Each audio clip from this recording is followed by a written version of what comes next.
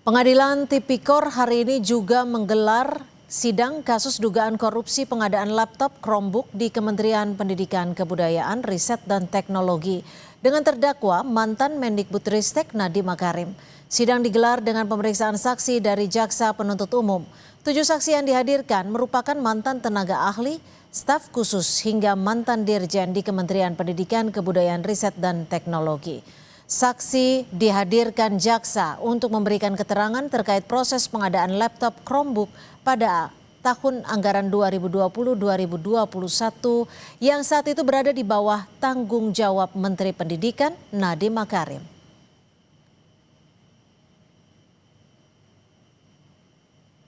Rekomendasi itu yang saya membilang silahkan laksanakan. Ya.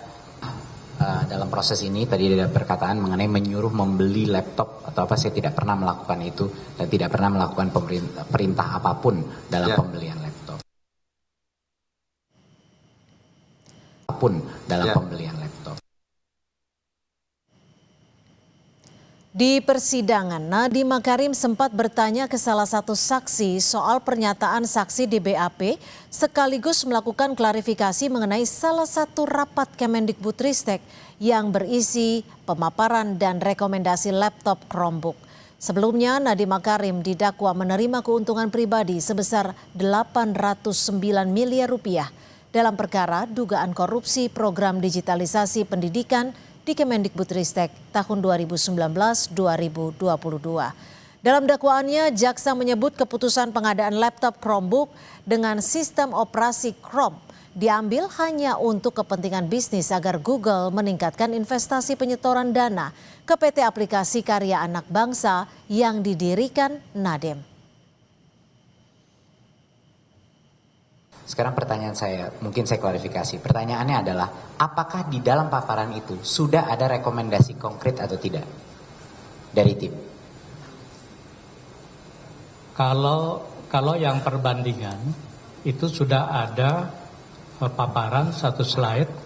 Ini keunggulan Chromebook, ini keunggulan Windows. Ya. Jadi seperti itu. Dan yang lebih banyak keunggulannya yang mana, Pak? Keunggulannya Chrome OS. Saudara, untuk mengetahui perkembangan sidang dengan terdakwa mantan Mendikbudristek Nadiem Makarim, kita bergabung dengan jurnalis Kompas TV Fedriska Ananda dan juru kamera Denny Yosua. Rizka, apa saja fakta di persidangan yang terungkap dalam persidangan hari ini, Rizka?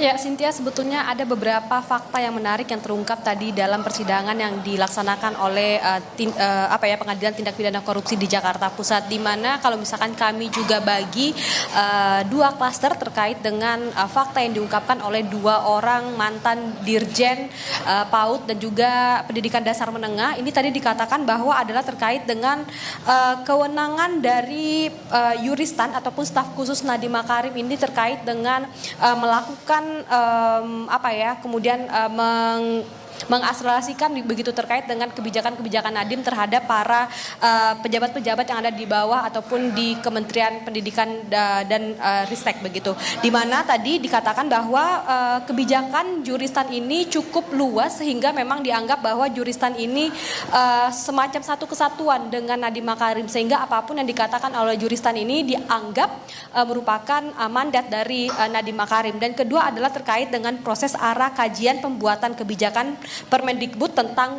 Chromebook ini. Bagaimana kemudian peran Juristan ini dalam setiap rapat-rapat yang dilakukan oleh Kementerian Pendidikan Kebudayaan dan Ristek ini untuk kemudian pengadaan digitalisasi pendidikan untuk di beberapa wilayah. Karena memang untuk terkait dengan keterangan yang disampaikan oleh mantan Dirjen PAUD Dasmen Jumeri yang mengatakan bahwa kewenangan luas Juristan ini kemudian mengatakan seluruh kebijakan yang diterbitkan oleh kementerian datang dari Nadiem selaku menteri bersama dengan dua staf khususnya yakni Juristan dan Fiona Handayani serta satu orang konsultan teknologi yakni Ibrahim Arif, sehingga memang untuk pejabat eselon 1 hingga eselon 2 ini tidak terlalu banyak dilibatkan ketika dalam membuat kebijakan terkait dengan pengadaan Chromebook. Ini adalah tadi pernyataan dari mantan Dirjen PAUD PAUD Dasmen Jumeri. Nah, kemudian untuk selanjutnya mantan PLT Dirjen PAUD Dikdasmen tahun 2020 Hamid Muhammad mengatakan tentang kebijakan Permendikbud tentang KROM ini tidak sesuai dengan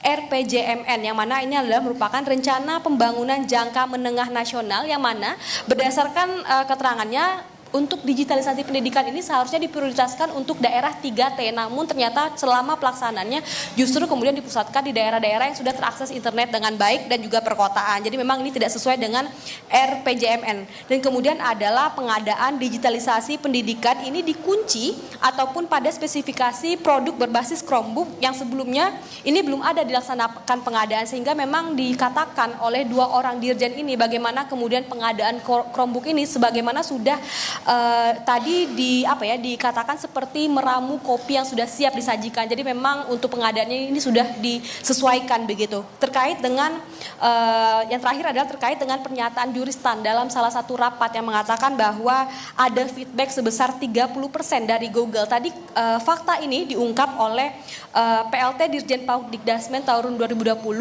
Hamid Muhammad. Jadi memang hingga saat ini dari dua dari 7 saksi sudah dilakukan pemeriksaan, sehingga memang masih ada sekitar 5 orang saksi lagi yang akan menjalani pemeriksaan yang masih berlangsung hingga saat ini di Pengadilan Tindak Pidana Korupsi Jakarta Pusat. Cynthia. Baik, terima kasih atas laporan Anda. Fedriska Ananda, jurnalis Kompas TV melaporkan langsung dari Pengadilan Tipikor Jakarta.